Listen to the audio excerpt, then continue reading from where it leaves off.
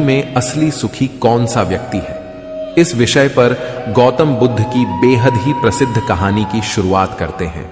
हम हमेशा उन चीजों के पीछे भागते रहते हैं जो हमारे पास नहीं है। हम भविष्य में उन्हें पाने के लिए लगातार प्रयास करते रहते हैं, लेकिन हम यह भूल जाते हैं कि जिस चीज को पाने का हम प्रयास कर रहे हैं उसके कारण हमारा वर्तमान दुखी हो रहा है। हमारे वर्तमान की सारी खुशियां हमसे छिन रही हैं। इस कहानी में आप यह समझ पाएंगे कि किस प्रकार आपका जो वर्तमान है वही सर्वश्रेष्ठ समय है। इस समय को आपको भरपूर ढंग से जीना चाहिए, क्योंकि यह समय जो आज आपके पास है वह दोबारा नहीं लौटने वाला। बहुत समय पहले की बात है, एक नगर में एक बहुत ही गरीब व्यक्ति रहता था। वह जब भी किसी धनी व्यक्ति को देखता तो वह मन ही मन बोलने लगता और कहता, हे भगवान, तूने मुझे इतना गरीब क्यों बनाया? इन अमीर व्यक्तियों को देखो, ये लोग कैसे ढंग से खेल रहे हैं, जीवन का आनंद ले रहे हैं, और एक मैं हूं जो हर रोज एक एक पैसे के लिए तरस जाता हूं। मेरे पास तो फूटी कौड़ी तक नहीं है और यह लोग पैसे बर्बाद कर रहे हैं। हे भगवान, मुझे भी अमीर बना दे। एक दिन वह व्यक्ति इसी तरह बोल रहा था, तभी उसके पास से एक बौद्ध भिक्षु गुजर रहे थे। उन भिक्षु ने उस गरीब व्यक्ति की सारी बातें सुन ली और तभी वह बौद्ध भिक्षु उस व्यक्ति से कहते हैं, क्या बात है भंते, तुम इतने परेशान क्यों हो? तुम इतने दुखी क्यों लग रहे हो? क्या कोई तकलीफ है तुम्हें? तभी वह व्यक्ति कहता है, हे गुरुदेव, मैं बहुत दुखी हूं, मैं बहुत गरीब हूं। मेरे पास तो खाने तक के लिए पैसे नहीं बचते। मैं एक एक पैसों के लिए तरस जाता हूं। इस दुनिया में मेरा कोई नहीं। मैं सुखी होना चाहता हूं, मुझे सुखी होना है, मुझे अमीर होना है। हे गुरुवर, क्या आप मुझे कोई ऐसा उपाय बता सकते हैं जिससे मैं जल्द से जल्द अमीर हो जाऊं और मेरे पास किसी चीज की कोई कमी ना रहे? उस व्यक्ति की यह बात सुनकर उन बौद्ध भिक्षु ने उस व्यक्ति की तरफ ध्यान से देखा और फिर उस व्यक्ति को कहते हैं, भंते, तू मेरे साथ चल। इतना कहकर वह भिक्षु उस गरीब व्यक्ति को एक अमीर व्यक्ति के घर ले गए। उस अमीर के घर को देखकर उस गरीब व्यक्ति की आंखें फटी की फटी रह गई। उस गरीब व्यक्ति ने उन भिक्षु से कहा, हे गुरुवर, इतना अमीर होने के लिए तो मैं कुछ भी कर सकता हूं। यदि मेरे पास इतने पैसे हो तब तो क्या ही बात है, इस घर में तो कितना आनंद आता होगा। तभी वह भिक्षु मुस्कुराने लगे और उस गरीब व्यक्ति से कहते हैं, इसीलिए तो मैं तुम्हें यहां पर लाया हूं। इतना कहते हुए भिक्षु उस व्यक्ति को उस घर के मालिक के पास ले जाते हैं और उस अमीर व्यक्ति से कहते हैं, तुम्हारे पास तो इतनी धन दौलत है, इतना आलीशान घर और सारे ऐश ओ आराम है, क्या तुम सुखी हो? तभी व्यक्ति जरा सा मायूस होकर उन बौद्ध भिक्षु से कहता है, हे गुरुवर, कैसा सुख? केवल धन दौलत होने से सुख तो नहीं आ जाता। मैं तो जन्म से ही अंधा हूं और एक अंधे के जीवन में सुख कैसे हो सकता है? सुखी तो वे लोग हैं जिनके पास आंखें हैं, जो लोग इस संसार को देख पा रहे हैं, इसकी खूबसूरती को आंख भर के निहार पा रहे हैं। हे गुरुवर, मैं तो बस इतना ही चाहता हूं कि केवल मुझे कुछ पलों के लिए ही सही, लेकिन इस संसार को देखने का अवसर प्राप्त हो। मैं कम से कम एक बार अपने माता पिता, अपने रिश्तेदारों को देख सकूं, और इसके लिए चाहे मुझसे मेरी कोई पूरी दौलत ही क्यों ना ले ले, मैं देने के लिए तैयार हूं। मैं इतना दुखी हूं जितना दुखी और कोई नहीं हो सकता। हे ईश्वर, आपने मुझे अंधा क्यों बनाया? तभी उन बौद्ध भिक्षु ने उस गरीब व्यक्ति की ओर इशारा करते हुए कहा, तुम्हारे पास एक बहुत दिग्गज अवसर है। यदि तुम चाहो तो केवल अपनी आंखें देकर तुम इस अन्य व्यक्ति की सारी धन दौलत ले सकते हो और उसके बाद तुम भी अमीर बन जाओगे, तुम भी सुखी हो जाओगे, तुम्हें तुम्हारा सुख मिल जाएगा और इस अंधे व्यक्ति को उसका सुख प्राप्त हो जाएगा। तभी वह गरीब व्यक्ति कहता है, नहीं नहीं गुरुजी, आप ये क्या कह रहे हैं? बिना आंखों के मैं अमीर होकर क्या करूंगा? ना गुरु, ना मैं अपनी आंखें नहीं दूंगा। तभी वह बौद्ध भिक्षु उस गरीब व्यक्ति से कहते हैं, एक बार फिर से सोच लो, इतना अच्छा अवसर तुम्हें दोबारा नहीं मिल पाएगा। तभी वह गरीब व्यक्ति कहता है, यदि आपके पास कोई और मार्ग है तो बताइए, अन्यथा मैं अपने घर चलता हूं। तभी वह भिक्षु उस युवक से कहते हैं, ठीक है, ठीक है, यदि तुम अपनी आंखें नहीं देना चाहते तो कोई बात नहीं, हम कोई और रास्ता निकाल लेते हैं। तभी वह बौद्ध भिक्षु उस व्यक्ति का हाथ धरकर उसे एक और धनी व्यक्ति के घर ले जाता है। इस धनी व्यक्ति का घर पहले वाले धनी व्यक्ति से और भी ज्यादा विशाल था। यह देखकर वह गरीब व्यक्ति कहता है, अरे अरे, इतना आलीशान घर मैंने आज तक नहीं देखा था। तभी वह बौद्ध भिक्षु उस गरीब व्यक्ति को उस धनी व्यक्ति के पास ले जाते हैं और उस धनी व्यक्ति से कहते हैं, आप तो बहुत सुखी होंगे, आपके पास इतना आलीशान घर है, इतनी धन दौलत है, सारे ऐशो आराम है, आपको तो किसी चीज की कोई कमी नहीं, आप अवश्य ही बहुत सुखी होंगे। तभी वह धनी व्यक्ति मायूस होकर उन बौद्ध भिक्षु से कहता है, आप यह कैसी बातें कर रहे हैं? आप तो जानते हैं कि मेरे दोनों हाथ काम नहीं करते, मैं अपाहिज हूं। यह जो इतनी धन दौलत आप देख रहे हैं, इन्हें देखकर भी मैं अपने हाथ वापस नहीं ला सकता। तो ऐसे में यह धन दौलत मेरे किस काम की? इससे तो अच्छा होता कि ईश्वर ने भला ही मुझे गरीब बनाया होता, लेकिन कम से कम मेरे दोनों हाथ मुझे सही दे देता। ना जाने भगवान ने मुझे क्यों अपाहिज बना दिया। जितना दुखी मैं हूं, उतना दुखी और कोई नहीं होगा।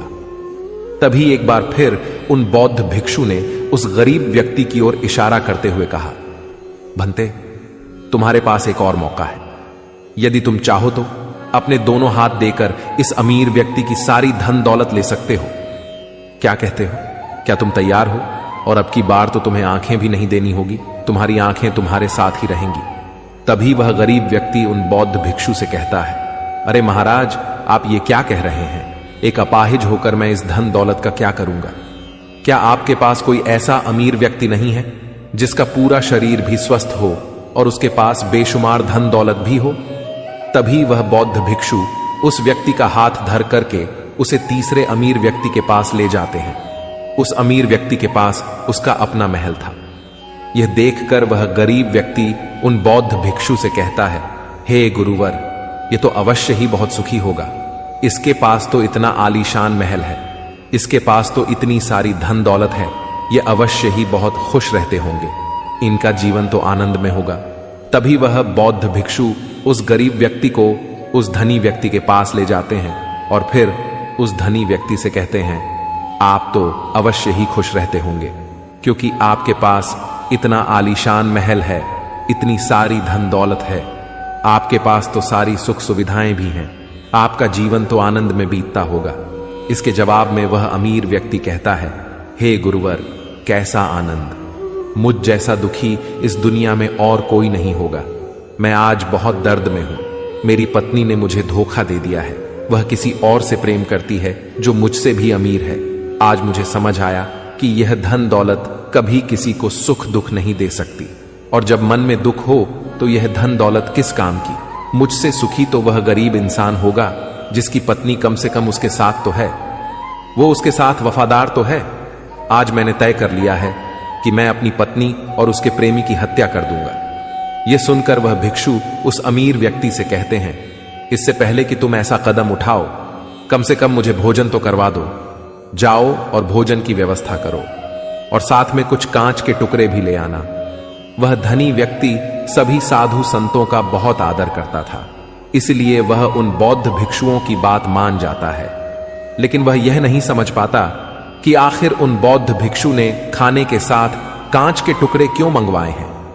लेकिन जैसा कि उन बौद्ध भिक्षु ने कहा था, वह अमीर व्यक्ति उसी प्रकार खाने की व्यवस्था कर देता है।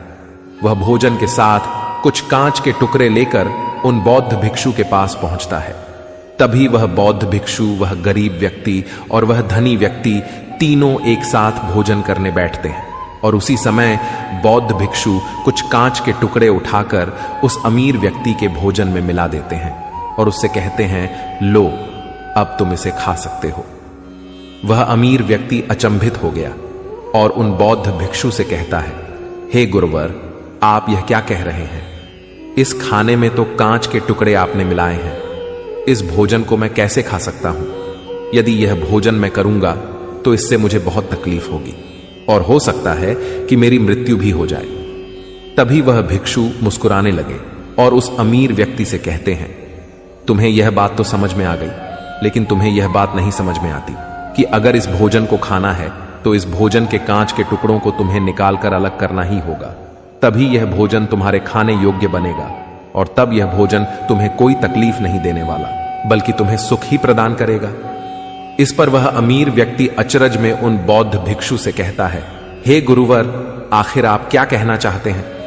तभी वह बौद्ध भिक्षु उस अमीर व्यक्ति से कहते हैं, ऐसे लोग जो कांच के टुकड़े के समान हैं, यदि तुम उनके साथ चिपके रहोगे तो तुम्हें दर्द तो अवश्य ही होगा। जिस प्रकार यह कांच का टुकड़ा मिला हुआ भोजन तुम्हें दर्द प्रदान करेगा, इसलिए इसका समाधान तो यही है कि तुम इन कांच के टुकड़ों को भोजन से अलग कर दो और जो है उस पर ध्यान दो, अर्थात कि तुम उन लोगों को भूल जाओ जो तुम्हारे जीवन में नहीं है और उन लोगों पर ध्यान दो जो इस समय तुम्हारे साथ हैं, जैसे कि तुम्हारी पुत्री। वह भी तो तुम्हारे प्यार की भूखी है। क्या तुम्हारा यह कर्तव्य नहीं है कि तुम उसका ख्याल रखो, उसकी परवरिश करो?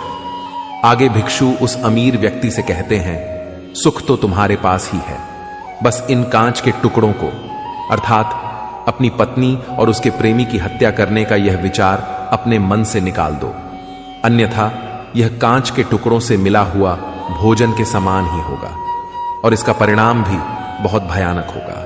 वह भिक्षु इतना कहकर शांत हो गए और उस अमीर व्यक्ति को भी उन भिक्षु की बात समझ में आ गई। उन्होंने तुरंत ही उन बौद्ध भिक्षु के चरण छुए और वह अमीर व्यक्ति कहने लगा, हे गुरुवर, आपने मुझे पाप करने से बचा लिया है, मैं आपका बहुत बहुत आभारी हूं। उसके बाद वह भिक्षु उस गरीब व्यक्ति को लेकर आगे की ओर निकल जाता है। तभी रास्ते में वह गरीब व्यक्ति उन भिक्षु से कहता है, हे गुरुवर, क्या इस दुनिया में ऐसा कोई नहीं? कहते हैं, क्योंकि तुम्हें वह चाहिए जो तुम्हारे पास नहीं है। तुम्हारे पास धन नहीं है और तुम्हें धन चाहिए। तुम अमीर होना चाहते हो, तुम्हें लगता है कि वह तुम्हें सुख देगा, लेकिन तुम इस वास्तविकता को भी भूल रहे हो कि बाद में तुम्हें दुख भी वही देगा। जैसे कि जब हम पहले एक अमीर व्यक्ति के पास पहुंचे थे तो उसके पास आंखें नहीं थी, उसके पास जो नहीं था वह उसके लिए बिलक रहा था, जबकि उसके पास तो बेशुमार धन दौलत थी और उसका पूरा शरीर भी पूरी तरह से स्वस्थ था, लेकिन उसका ध्यान उस पर नहीं था। वह उसे छोड़कर उन चीजों के पीछे भाग रहा था जो उसके पास नहीं थी। इसी तरह से दूसरे अमीर व्यक्ति के पास आंखें थीं, धन दौलत भी थी, लेकिन हाथ नहीं थे। इसी प्रकार जो चीज उसके पास थी वह उसका आनंद नहीं ले रहा था, बल्कि वह तो इस दुख में था कि उसके पास उसके हाथ नहीं है। और ठीक इसी प्रकार से तीसरा अमीर व्यक्ति भी दुखी था, क्योंकि उसके पास तो धन दौलत भी थी, ऐशो आराम भी था और उसके पास तो उसका पूरा शरीर भी था। वह पूरी तरह से स्वस्थ और तंदुरुस्त भी था, लेकिन फिर भी वह दर्द में था, क्योंकि उसे उसकी पत्नी ने धोखा दे दिया था, जो उसकी कभी हो ही नहीं सकती थी। जो स्त्री केवल धन के लिए किसी और के साथ भाग जाए, क्या वह उसका साथ कभी दे सकती थी? नहीं।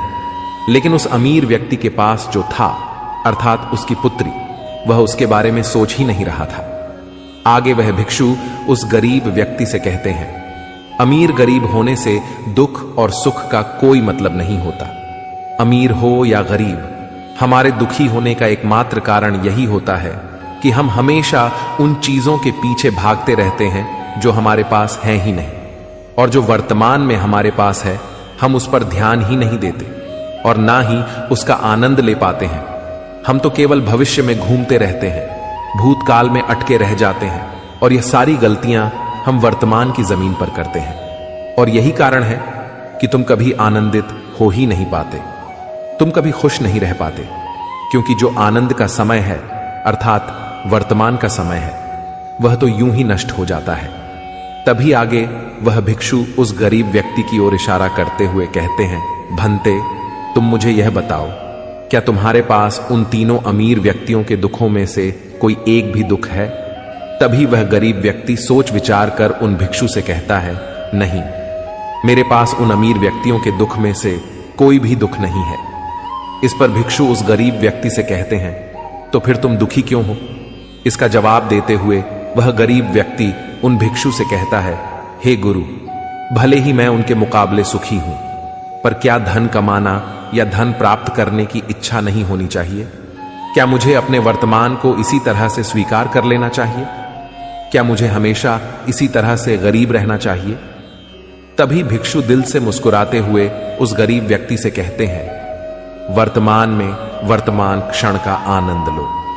वर्तमान में ही ऐसे कर्म करो जिससे तुम्हारा भविष्य सुधर सके। लेकिन ऐसी चीजों के पीछे व्यर्थ समय न गवाओ जो तुम्हारे पास आज नहीं है। जो तुम्हारे पास आज है उसका आनंद लो, और जो तुम पाना चाहते हो उसके लिए केवल कर्म करो, और उस कर्म का फल तुम्हें भविष्य में मिलेगा। यानी इसकी चिंता में भी मत रहना, क्योंकि यदि तुम इसकी चिंता में रहोगे तो कभी सुखी नहीं रह पाओगे, भले ही हालात कितने भी बुरे क्यों ना हो। केवल अपने आज पर ध्यान दो और अपने कर्म मन लगाकर करो। इतना कहकर वह भिक्षु शांत हो गए, और गरीब व्यक्ति को भी उन बौद्ध भिक्षु की बात अच्छी तरह से समझ में आ चुकी थी। वह यह समझ चुका था कि अब से उसे अपने वर्तमान पर ध्यान देना है, उसे अपने वर्तमान को सुधारना है। उसके बाद उस गरीब व्यक्ति ने उन बौद्ध भिक्षु को प्रणाम किया और वापस अपने घर लौट गया। अब से वह गरीब व्यक्ति यह सोचकर हमेशा खुश रहने लगा कि कम से कम वह उन 3 अमीर व्यक्तियों से अधिक खुश है। उसके पास अधिक खुशियों की वजह है। हां, यह बात और है कि उसके पास धन नहीं है, लेकिन उसके पास ऐसी चीजें हैं जो धन से कहीं ज्यादा कीमती हैं, और वह है उसका पूरा शरीर जो पूरी तरह से स्वस्थ है। दोस्तों, मैं उम्मीद करता हूं कि यह कहानी सुनने से आपके जीवन में अच्छे बदलाव आए होंगे। आपको इस वीडियो से क्या सीखने मिला, यह कमेंट करके जरूर बताइए, और अपने परिवार, दोस्तों या आपके करीबी इंसान के साथ यह कहानी शेयर करके उन्हें भी इस ज्ञान से परिचित करवाए। बाकी अगर आपको यह वीडियो दिल से अच्छी लगी हो तभी इस वीडियो को लाइक कर देना, और आपने अब तक इस चैनल को सब्सक्राइब ना किया हो तो चैनल को सब्सक्राइब भी जरूर कर देना। आपका हर दिन शुभ हो और खुशियों से आपका जीवन भरा रहे। धन्यवाद। नमो बुद्धाय।